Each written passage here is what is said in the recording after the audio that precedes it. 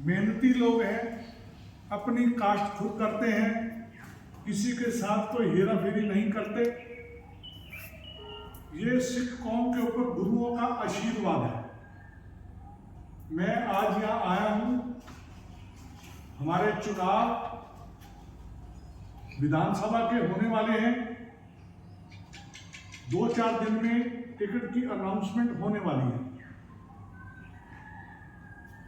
मैं समझता हूं मोदी जी ने सिख कौम के लिए जितना कार्य किया है, 70 साल कांग्रेस रही, सिखों के बारे में उन्होंने सोचा ही नहीं। मोदी जी ने गुरु नानक साहब की शताब्दी हो, गुरु गोविंद सिंह साहब जी की शताब्दी हो, और अभी आपने देखा है पीछे 350 साल गुरु तेग बहादुर जी की शताब्दी पूरे हिंदुस्तान में बहुत जोर शोर से मनाई गई। ये एक सिख कौम के लिए बहुत सम्मान की बात है। मैं आप लोगों से एक बेनती करने आया हूं। भाई साहब ने, जैसे प्रेसिडेंट साहब ने मेरे को बताया है, यहाँ कोई 150 के वोट इस एरिया के आते हैं। वैसे तो इधर कोई 7-8 हज़ार सिख वोट आसपास पड़ता है। हम बाकी भी जगह में जाएंगे और लोगों से रिक्वेस्ट करेंगे और लोगों को समझाएंगे कि मोदी जी के आने से कोई डर, कोई भय, कोई खतरे का माहौल नहीं है, नहीं रहेगा। सिख कौम को मोदी जी प्यार करते हैं, मोदी जी हर कौम को प्यार करते हैं। तो मैं आपसे ये बेनती करूंगा, यहाँ जैसे भाई साहब ने बताया कि इस बूथ के अंदर कोई 150 वोट है, तो जैसे भी हो कोई वोट मिस नहीं होना चाहिए।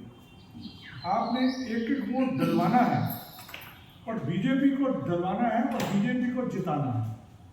दूसरा, जैसे मेरे को भाई साहब ने बताया कि ये गुरुद्वारा बनाने की बात चल रही है। मैं आपसे वायदा तो नहीं करता, मैं बीजेपी का छोटा सा कार्यकर्ता हूं, पर मैं पूरी कोशिश करूंगा जितनी आपकी मदद हो सके सरकार से मैं कहकर, जो मुख्यमंत्री बनेगा, जो एमएलए बनेगा, भाई साहब से बैठ के बजट का डिस्कस एक बार हम करेंगे अगले 2-4 रोज में। फिर जैसा भी होगा, हम जितनी आपकी कोई सेवा कह सकता हूँ, जितनी सेवा हम कर पाएंगे हम करेंगे। हम दिल्ली में लोगों को जानते हैं, वहाँ भी लोगों से रिक्वेस्ट करेंगे, गुरुद्वारा कमेटी से रिक्वेस्ट करेंगे।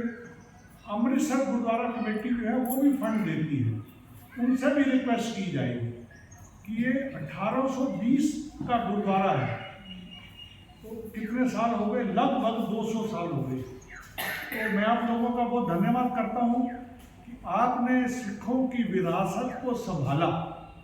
ये बहुत बड़ी बात है। यहाँ पर रहकर सिक्खी कितनी प्रफुल्लित हो रही है, मेरे को जितनी प्रसन्नता हो रही है, जितनी खुशी हो रही है, मैं आपको बता नहीं सकता। मैं तहे दिल से आपका धन्यवाद करता हूँ। आपने मेरे को यहाँ बुलाया, मेरे को सम्मान दिया, और मैं आपसे आशा करता हूँ कि आने वाले चुनाव के अंदर आप बीजेपी को वोट डालेंगे, बीजेपी का एमपी एमएलए बनेगा, सरकार बनेगी।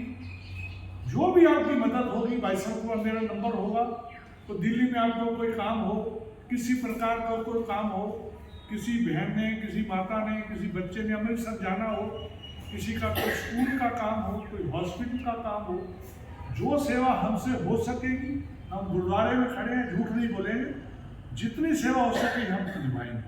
वाहिगुरू जी का खालसा, वाहिगुरू।